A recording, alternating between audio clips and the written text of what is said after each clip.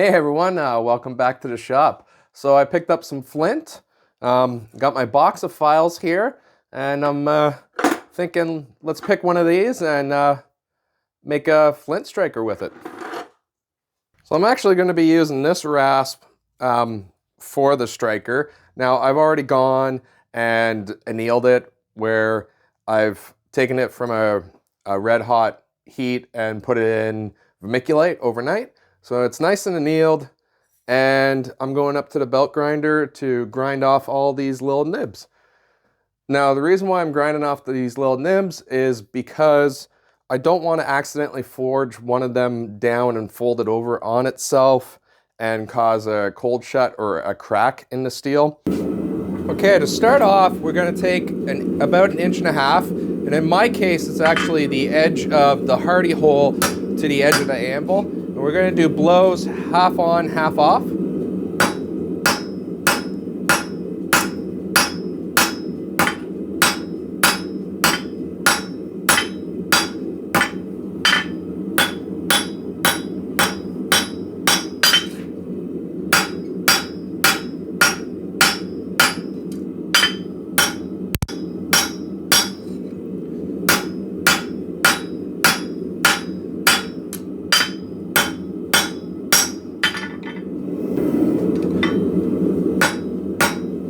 Now, if you haven't used high carbon steel before, one of the tall tale signs that you are is it's a lot harder to forge and takes a lot more time to forge down than if you're using mild steel. And what we want to do is keep this as hot as possible as we're working it down.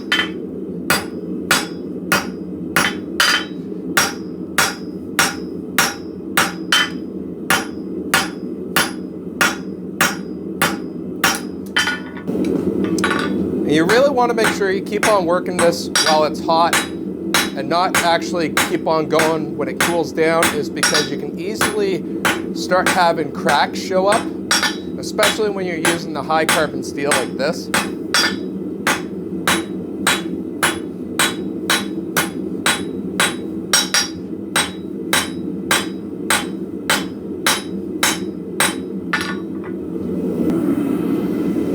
Now we're going to do a little curl on the end.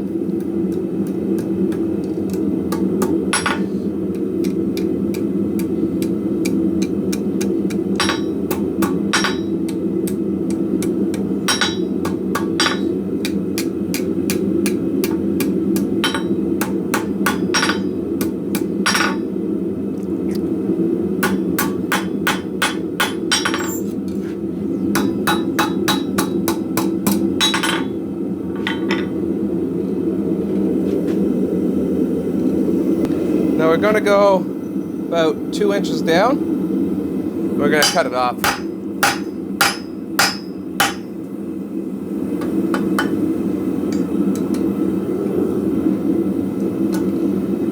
Save that guy for another day.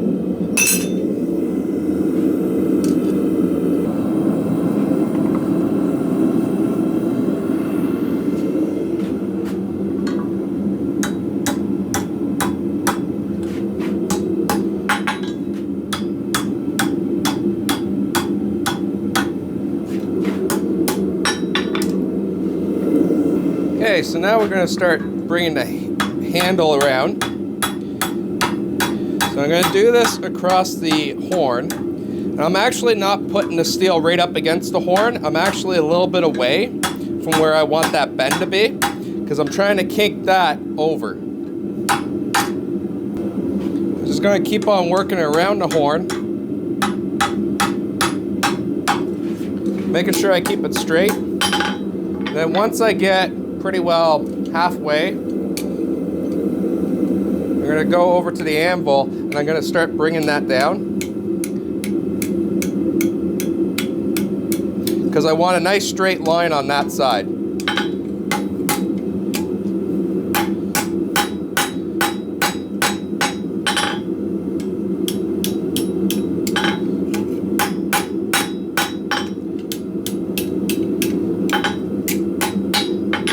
I'm going to take another heat on this and see if I can bring that a little bit more around.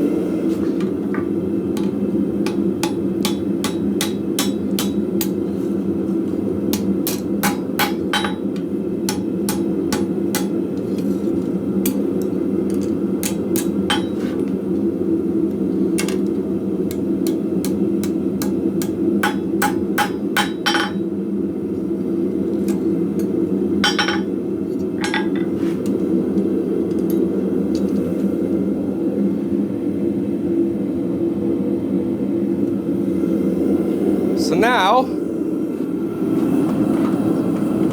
gonna bring it up to a dull red, basically critical temperature, and we're gonna normalize it. The reason why I'm allowing it to normalize, oh, I gotta straighten it a little bit. Sorry. Is because that relaxes any stress that might have been put into it while forging. So we'll let that sit and let it cool down.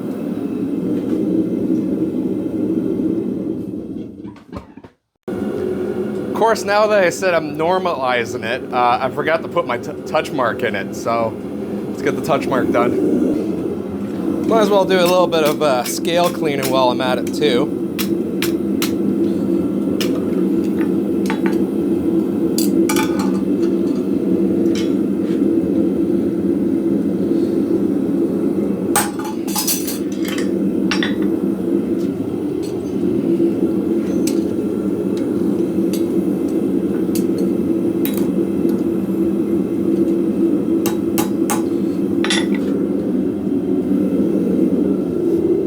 Now we normalize it. Okay, I slowly brought it back up to critical temperature, basically where a magnet doesn't stick to it anymore, and I'm quenching it in water, and I'm just doing the tip.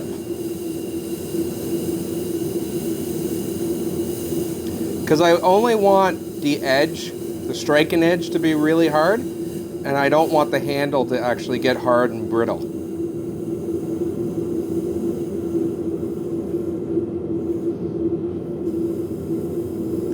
Also, I don't want to pull out while I still have too much heat on the back end, because I don't want to pull a temper to the front, because I want to keep it as hard as possible.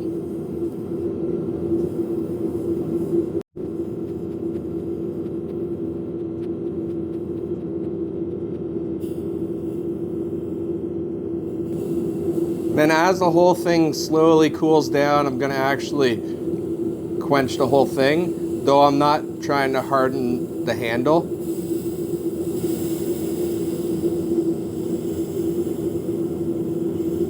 And this is just so I don't bring a temper back into the front.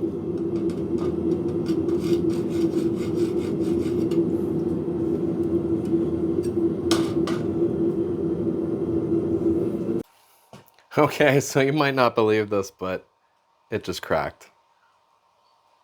Well, let's start again. Okay, so this time around, I'm actually gonna temper a little bit. So I'm gonna quench the tip.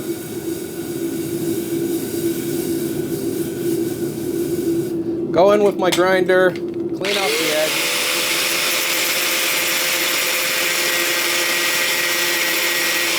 Now I'm gonna wait and see those colors come through.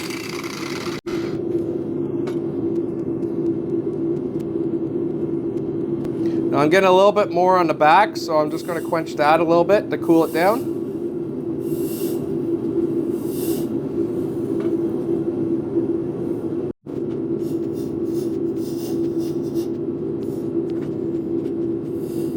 Basically, I'm just double checking with the temper.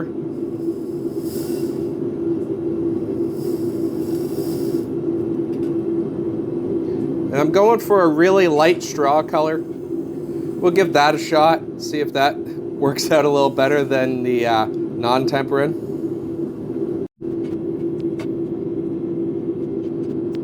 This is one of the downsides of using mystery steel, especially when you're heat treating it. You can have issues where it just cracks.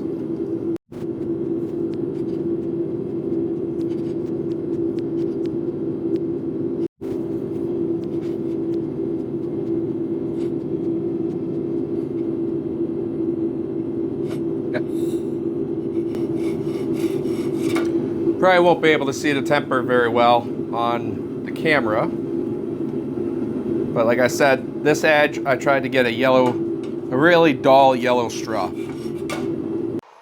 Okay, now I'm gonna wire wheel it.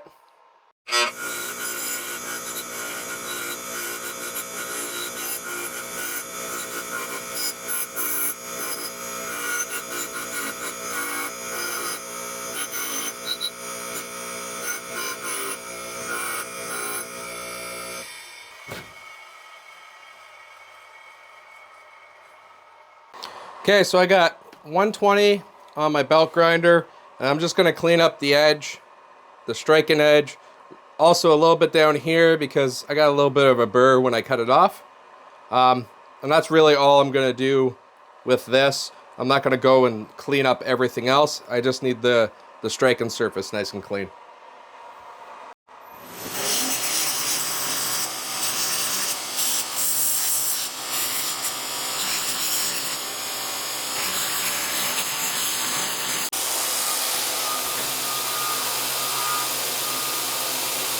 Okay, now the real question is, does it work?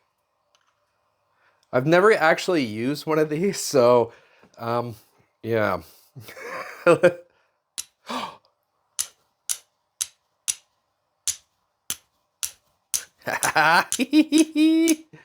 you go. Nice. Anyways, I guess that's it for this. Yeah, thanks for watching, guys. See you later.